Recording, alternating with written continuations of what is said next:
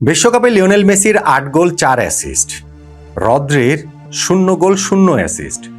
অথচ বিশ্বকাপের সেরা খেলোয়াড়ের পুরস্কার পেলেন স্পেনের রদ্রি। আর্জেন্টিনার মেসিকে সেইখানে দ্বিতীয় সেরার পুরস্কার নিয়েই সন্তুষ্ট থাকতে হলো কেন? গোল্ডেন বলটা কিভাবে রদ্রি আসলে পেয়ে গেলেন? মেসির এই না পাওয়াটা কি আসলে যৌক্তিক? এবং বিশ্বকাপ ফাইনালের আগের যে হাইপ এবং ভোটিংয়ের যে হিসাব নিকাশ, তাতে তো মেসিরই এই গোল্ডেন বলটা পাওয়া উচিত ছিল। বিশ্বকাপের সেরা খেলোয়াড়ের ক্যারিয়ারে তৃতীয়বারের মতো হ্যাট্রিক হওয়ার কথা ছিল। মেসি আসলে এই গোল্ডেন বলটা কেন পেলেন না এবং না পাওয়াটা কারণটা কি? আর নবম ব্যালন ডিওরটাও তিনি আসলে কেন পাবেন না, সেইটারই বা কারণটা কি, তা নিয়ে একটু আলোচনা করতে চাই। দেখুন, ২০২২ বিশ্বকাপে আর্জেন্টিনা শুধুমাত্র বিশ্বকাপ জেতেনি, ব্যক্তিগত যে বড় ৪টা পুরস্কার রয়েছে তার মধ্যে ৩টাই তারা জিতে নিয়েছিল। সেরা খেলোয়াড়ের গোল্ডেন বল জিতেছিলেন লিওনেল মেসি, সেরা গোলরক্ষকের পুরস্কার জিতেছিলেন এমিলিয়ানো মার্টিনেজ, সেরা তরুণ খেলোয়াড়ের পুরস্কার জিতেছিলেন এনজো ফার্নান্দেজ। কেবলমাত্র সর্বোচ্চ গোলদাতার যে পুরস্কার গোল্ডেন বুট, সেটা জিতেছিলেন ফ্রান্সের কিলিয়ান এমবাপ্পে। এই বছর আবার ঘটনাটা উল্টা ঘটে গেল।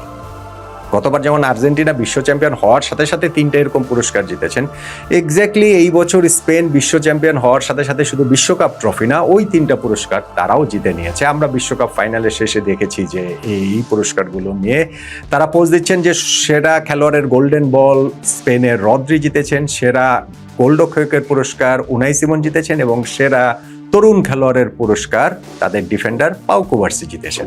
এবং এইখানটাতেও কিলিয়ান এমবাপ্পে গোল্ডেন বুটটা জিতে নিয়েছেন, সর্বোচ্চ গোলদাতার পুরস্কার।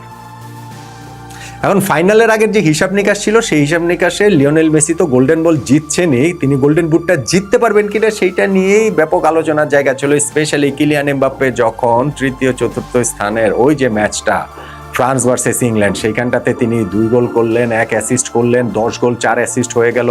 ফলে লিওনেল মেসিকে ফাইনালে যদি এমবাপ্পেকে টপকাতে হয়, তাহলে হয় তার হ্যাট্রিক করতে হবে, অথবা তাকে 2 গোলের সঙ্গে 1 অ্যাসিস্ট করতে হবে, নইলে তিনি গোল্ডেন বুট জিততে পারবেন না ক্যারিয়ারে প্রথমবারের মতো। এবং সেইখানে অনেক রকম কনস্পিরেসি থিওরি দেখেছি আমরা সোশ্যাল মিডিয়াতে, যে ফিফা এইবার আর্জেন্টিনার বিপক্ষে চলে গিয়েছে, লিওনেল মেসির বিপক্ষে চলে গিয়েছে, তিনি যেন গোল্ডেন বুট জিততে না পারেন। ফলে ফিফা, ইংল্যান্ড, ফ্রান্স সবাই মিলে ম্যাচ ফিক্সিং করেছে, পাতানো ম্যাচ খেলেছে এবং এমবাপ্পেকে গোল অ্যাসিস্ট করতে দিয়েছে। আমি তখন এটা নিয়ে আলোচনা করেছিলাম যে ঠিক আছে, এটা সমর্থকদের কথা, কিন্তু এটাকে একটা সোশ্যাল মিডিয়া ক্যাম্পেইনের পর্যায়ে নিয়ে যাওয়াটা যে না এই ঘটনাটাই ঘটেছে, এটা যে বিশ্বাস করার কত মানুষ ছিলেন, এইটা আমি আবার পরে দেখছিলাম যে মানে ঘটনাটা কি, যে পুরো ওয়ার্ল্ড কাপ একরকম হিসাব নিকাশ দেখলাম যে না, মানে এই সোশ্যাল মিডিয়ার হাওয়ায় যে ফিফা আর্জেন্টিনার পক্ষে কাজ করছে। এটা অবশ্য শুধু সোশ্যাল মিডিয়া না, এটা ধরেন হচ্ছে গিয়ে গ্লোবালিও এটা আলোচিত হয়েছে, এটা শুধু আমাদের এখানে না। ইনফ্যাক্ট আর্জেন্টিনার প্রেস কনফারেন্সে, একাধিক প্রেস কনফারেন্সে এটা নিয়ে প্রশ্ন হয়েছে যে ফিফা আর্জেন্টিনাকে ফেভার করছে, রেফারিং দিয়ে ফেভার করছে। ফাইনালের আগের মানে ওই আবহাওয়াতে কিন্তু স্পেনের কোচ বলেন কিংবা তাদের ওই প্লেয়াররা বলেন রেফারিংটা যেন ঠিকঠাক হয়, আর্জেন্টিনা ফেভার না করে, এরকম কথাবার্তা তারা আসলে বলেছেন। এখন ফিফার সঙ্গে কি আর্জেন্টিনার যে চুক্তি, সেই চুক্তি কি ভেস্তে গেছে যে ফিফা আর্জেন্টিনাকে ওয়ার্ল্ড কাপ সহ সব জেতাবেন? এখন তো ওয়ার্ল্ড কাপ তো জেতালেনই না, মেসিতে গোল্ডেন বুট তো জেতালেন না, মেসির যে গোল্ডেন বলটা একেবারে নিশ্চিত ছিল সেইটা পর্যন্ত হচ্ছে গিয়ে মেসিকে জিততে দেওয়া হলো না। রদ্রি সেটা জিতে নিলেন, যেই রদ্রির পুরো ওয়ার্ল্ড কাপে একটাও গোল নেই, একটাও অ্যাসিস্ট নেই। মেসি সেখানে 8টা গোল আছে, 4টে অ্যাসিস্ট হয়েছে। ফলে গোল্ডেন বলটা তিনি আসলে জিতবেন না কেন? গোল্ডেন বলে যেই হিসাবটা, সেইটা হচ্ছে কি টুর্নামেন্টের সেরা খেলোয়াড়ের পুরস্কার, কিন্তু সেইখানটাতে একটুখানি ফাঁক আছে বা ফাঁক ছিল, যে ফাইনালের আগ পর্যন্ত হিসাবটা ছিল। এইবার গোল্ডেন বলের হিসাবটাতে ফাইনালের রেজাল্টটা ইনক্লুড হয়েছে বলেই আমার আন্ডারস্ট্যান্ডিং। কেননা ফিফা থেকে যেই প্রেস রিলিজটা দেওয়া হয়েছে, ফিফার ওয়েবসাইটে গেলে আপনি এখনো সেটা দেখবেন, মানে তার যে নিউজটা করা হয়েছে, সেইখানে রদ্রির ফাইনালের পারফরমেন্স উল্লেখ করা হয়েছে। তিনি যে 105টা পাস দিয়েছেন, তার মধ্যে 101টা যে অ্যাকুরেট পাস, 80টা যে তিনি ডুয়েল জিতেছেন, 2টা যে চান্স ক্রিয়েট করেছেন, এই সব কিছু কিন্তু ওই গোল্ডেন বলের ওই হিসাব নিকাশের মধ্যে, স্টোরিটার মধ্যে ফিফা ওয়েবসাইটে সেটা উল্লেখ রয়েছে। ফলে ফাইনালের যে পারফরমেন্সটা, সেইটা এইখানটাতে কাউন্ট হয়েছে বলেই লিওনেল মেসির চেয়ে রদ্রি এগিয়ে গেছেন। এখন ফুটবল গোলের খেলা, অ্যাসিস্টের খেলা, এবং তাদের দিকেই তো বেশিরভাগ সময় নজর যায়। শ্রেষ্ঠত্বের, ব্যক্তিগত শ্রেষ্ঠত্বের পুরস্কারগুলোও তাদের দিকে বেশিরভাগ সময় যায়। ইনফ্যাক্ট এই রদ্রি যে বছর দুয়েক আগে ব্যালন ডিওর জিতেছিলেন, তো এইবারও এটা নিয়ে ব্যাপক আলোচনা সমালোচনা অনেক কিছুই আসলে হয়েছে। ব্রাজিলের ভিনিসিয়াস জুনিয়র রিয়াল মাদ্রিদের ইনফ্যাক্ট ওই সিজনের কারণে তিনি কেন জিততে পারেননি ওইটা নিয়ে অনেক কথাবার্তা হয়েছে। কিন্তু রদ্রি ওই জায়গাটাতেও যেমন তার পজিশনটা, ডিফেন্সিভ মিডফিল্ড পজিশনটাতে ওই সিজনটাতে তিনি যেমন খেলেছেন সেটা নিয়ে জিতে নিয়েছেন, ঠিক তেমনিভাবে এই ওয়ার্ল্ড কাপেও তিনি এই যে কোনো গোল করেন নাই, অ্যাসিস্ট করেন নাই, কিন্তু স্পেন যে এত অসাধারণ ফুটবল খেললো, এই যে সম্মোহনী ফুটবলটা যে তারা খেললো, এই যে তারা পাসের মায়াজাল বিছিয়ে দেওয়া ফুটবলটা যে খেললো, সেটার মেইন কন্ডাক্টর হচ্ছেন গিয়ে এই রদ্রি। মানে আপনি পুরো টিমটাকে একসাথে গাঁথা রাখো, যে অর্কেস্ট্রা আছে না, অর্কেস্ট্রার যে কন্ডাক্টর, যে অনেক অনেক ওইখানে বাজিয়ে থাকেন, অনেক অনেক মিউজিশিয়ান থাকেন, কিন্তু সব কিছুকে একসাথে গাঁথেন ওই কন্ডাক্টর। সেই কন্ডাক্টর হচ্ছে গিয়ে স্পেনের এই রদ্রি। এইবারের ওয়ার্ল্ড কাপে তিনি যেমন ডিফেন্সের সামনে শিল্ড হয়েছিলেন, তিনি যেমন অনেকগুলা ইন্টারসেপ্ট করেছেন, তিনি যেমন অনেকগুলা অ্যাটাক তৈরি করেছেন, তিনি তেমনি প্রতিপক্ষকে একেবারেই নাস্তানুভূত করে দিয়েছেন। আপনার ফাইনালেও দেখেছি লিওনেল মেসি যে এরকম একটা নিষ্প্রভ ম্যাচ কাটালেন, যেটা আমার দেখা মেসির সবচেয়ে নিষ্প্রভ ম্যাচ তার ক্যারিয়ারে, সেইখানটা তো রদ্রির রোলটা খুবই খুবই গুরুত্বপূর্ণ। ফলে আমি মনে করি যে এইটা যে একটা সম্মিলিত ফুটবল যে খেলা, সেই জায়গাটাতে, এবং স্পেন যখন ওয়ার্ল্ড চ্যাম্পিয়ন হয়েছে তখন সেই ওয়ার্ল্ড চ্যাম্পিয়ন দলের একজনই এইটা আসলে সেরা খেলোয়াড়ের পুরস্কারটা ডিজার্ভ করেন। সেই ডিজার্ভিং উইনার রদ্রি বলে আমার কাছে মনে হয়। এখন দেখেন, মেসি 2014 সালে গোল্ডেন বল তিনি জিতে, 2022-এরটা নিয়ে কোনো প্রশ্ন নাই, সেটা আর্জেন্টিনা চ্যাম্পিয়ন হয়েছে, মেসি সেরা খেলোয়াড় পুরস্কার জিতে। 2014-তে যে তিনি জিতেছেন সেইখানটাতে তিনি তো আর্জেন্টিনাকে চ্যাম্পিয়ন করাতে পারেননি, রানার্স আপ হয়েছিল, এবং গোল্ডেন বল হাতে নিয়ে মেসির সেই বিমর্ষ ছবিটা কথা নিশ্চয়ই আমাদের মনে রয়েছে। তবে ওই ওয়ার্ল্ড কাপ যে চ্যাম্পিয়ন হয়েছে জার্মানি, তাদের যে সুপার আউটস্ট্যান্ডিং কোনো প্লেয়ার ছিল সেইটা হয়তো বা বলা যাবে না। যেমন সেবার সিলভার বল জিতেছিলেন হচ্ছে গিয়ে থমাস মুলার জার্মানির, তার মানে জার্মানি হচ্ছে কি বেস্ট প্লেয়ার তিনি ওইখানটাতে ছিলেন।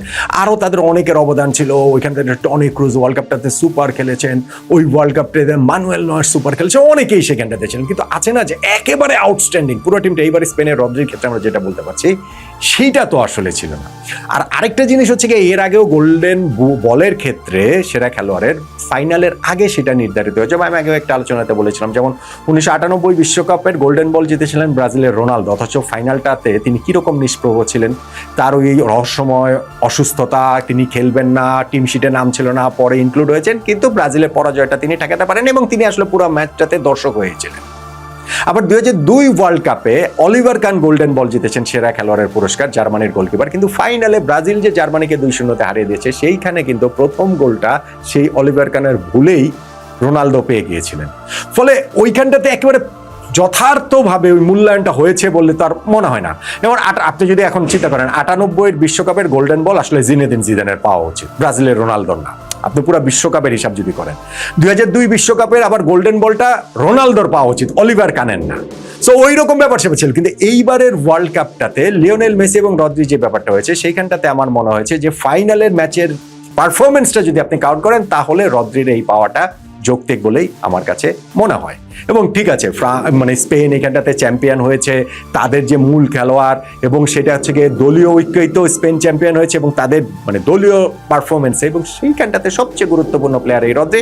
ফলে তার এই গোল্ডেন বল পাওয়াটা যৌক্তিক বলে আমার কাছে মনে হয়। ওই যে ফিফা ষড়যন্ত্র, আর্জেন্টিনার সাথে একসময় হাত ছিল, তারপরে আবার সেইটা হচ্ছে গিয়ে এখন আবার সেই চুক্তি ভেস্তে গেছে, এগুলো সোশ্যাল মিডিয়ার কথাবার্তা, এগুলোর আসলে কোনো সারবত্তা আছে বলে আমার কাছে মনে হয় না। আর আরেকটা জিনিস যেটা, সেটা হচ্ছে ধরেন গোল্ডেন মানে মেসির ক্ষেত্রেও যদি আমি বলি, Ballon d'or 9th Ballon d'Or তিনি জিততে যাচ্ছেন।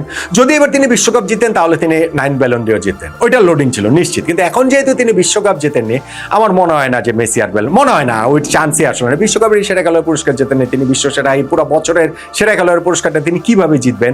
তিনি খেলেন মেজর লিগ সকারে, সেইটার পারফরমেন্স তো আর এখানে ধর্তব্য অত বেশি হয় না ব্যালন ডিওরের হিসাবটাতে। হ্যাঁ, ব্যালন ডিওর 1995 সাল পর্যন্ত যে হিসাবটা ছিল শুধুমাত্র ইউরোপের ফুটবলারদের জন্য সেইটা পুরস্কারটা ছিল। 1995 থেকে সেটা উন্মুক্ত হয়েছে যে না, ইউরোপিয়ান লিগে খেলা ফুটবলার, সেটা যেই দেশের হোক না কেন। যেমন প্রথমবারই লাইবেরিয়ার জর্জ ওয়েয়া জিতেছিলেন, যিনি এসি মিলান ইতালির ক্লাবটা ইউরোপের একটা ক্লাবে খেলছেন। আর 2007 সাল থেকে হয়েছে যে না, পৃথিবীর যে কোনো দেশের যে কোনো লিগে খেলোয়াড়দের ক্ষেত্রেই সেটা আসলে প্রযোজ্য। সো সেই হিসাবে এমএসএল এর এটা কাউন্ট হতো না মেজর লিগ সকারে মেসির পারফরমেন্স, কিন্তু বিশ্বকাপ পারফরমেন্স, আর্জেন্টিনাকে বিশ্বকাপ জেতাতে পারলে তিনি শিওরলি আমার মনে হয় যে ব্যালন ডিওরটা জিতেন। যেহেতু তিনি ওইখানে জেতাতে পারেননি আর্জেন্টিনাকে, so ballon d'or 9th ballon ডিওরও মেসির আসছে বলে আমার কাছে মনে হয় না। গত বছর আর্জেন্টিনা শুধুমাত্র বিশ্বকাপ জেতেনি, আমি বলছিলাম ইন্ডিভিজুয়াল সকল অ্যাওয়ার্ডই তারা জিতেছিল, বাকি তিনটা ওই বিরিয়ানিতে এলাচ হিসেবে ছিলেন এমবাপ্পে। আর এইবার আবার স্পেন বিশ্বকাপ জেতেনি, সব ইন্ডিভিজুয়াল তিনটা পুরস্কারই জিতেছে, ওইবারও বিরিয়ানিতে এলাচ সেই ফ্রান্সের এমবাপ্পেই হয়ে আছেন। কিন্তু এটা আসলে ডিজার্ভিং হয়েছে বলেই আমার কাছে মনে হয়। ধরেন সেরা তরুণ খেলোয়াড় পুরস্কারে পাউ কুবার্সির প্রতিদ্বন্দ্বী স্পেনের, তার সাথে তো লামিনী ইয়ামাল ছিলেন, কিন্তু আমি মনে করি পাউ কুবার্সি এটা অবশ্যই যথার্থ। পুরো ওয়ার্ল্ড কাপে 19 বছর বয়সী এই ডিফেন্ডার যেই ফুটবলটা খেলেছেন, মাত্র একটা গোল স্পেন কনসিড করেছে, ফলে সেই পুরস্কারটা তিনি জিতবেনই। সেরা গোলরক্ষকের পুরস্কার উনাই সিমন জিতেছেন ওই সেম রিজনে যে তিনি মাত্র একটা গোল হজম করেছেন এবং স্পেন ওয়ার্ল্ড কাপ চ্যাম্পিয়ন হয়েছে। সেরা গোলকিপার ধরেন আমার কাছে মনে হয় ভজিনি এই ওয়ার্ল্ড কাপে পারফরমেন্সের বিচারে। কিন্তু দলীয় খেলাতে দলীয় পারফরমেন্সটা তো গুরুত্বপূর্ণ। কাবো ভের্দে মানে নকআউট পর্বে গেছে, বিরাট অর্জন, কিন্তু সে দল তো চ্যাম্পিয়ন হয়নি, সে দল তো রাউন্ড অফ 32-তে বাদ পড়ে গেছে। তো তাদের একজন গোলকিপারকে কি আর গোল্ডেন গ্লাভ সেরা গোলকিপার পুরস্কার দেওয়া যায় কিনা, যদিও তিনি এই ওয়ার্ল্ড কাপে সেরা গোলকিপার ছিলেন গোলকিপিং পারফরমেন্সের বিচারে। ফলে ওইটাও আমার কাছে মনে হয় যে ঠিক আছে বলে মনে হয়। তো লিওনেল মেসি এইবারে বিশ্বকাপ ফাইনালটা যখন শুরু করছেন তখন তার সামনে সবকিছু জয়ের সুযোগ ছিল। অবভিয়াসলি সেরা তরুণ খেলোয়াড় তো না বা সেরা গোলকিপার না, কিন্তু ধরেন গোল্ডেন বল, গোল্ডেন বুট, বিশ্বকাপ